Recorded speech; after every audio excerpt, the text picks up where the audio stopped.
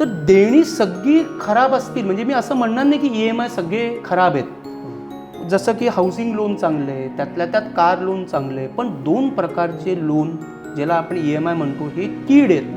ते म्हणजे तुमचं पर्सनल लोन आणि क्रेडिट कार्ड. मला एखादी म्हणजे बँकांचे लोक हा रील काढणार आम्ही क्रेडिट कार्डचा मुद्दा काढला बोलता बरोबर. कारण काय माहिती का सौमित्र, की माझा एक परिचयातली व्यक्ती आहे, त्यांना सुरुवातीला त्यांना असं वाटलं की 5,000चं क्रेडिट कार्ड करू, तर थोडा अजून खर्च वाढला, चला अजून 10-20 दिवस आहे.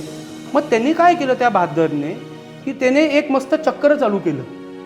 म्हणजे जेव्हा एक क्रेडिट कार्डचा पिरियड असेल तर हे मला माहीत नाही, पण हे असं करतात लोक की ह्याचं क्रेडिट कार्ड म्हणेपर्यंत दुसरं येतं, दुसरं की तिसरं, म्हणजे 30 दिवसामध्ये त्यांनी चक्र बसवलेली.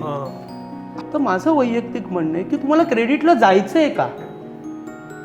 कारण की तुमच्या गरजा इतक्या वास करून ठेवलेल्या आहेत, ते पहिले ओळखा.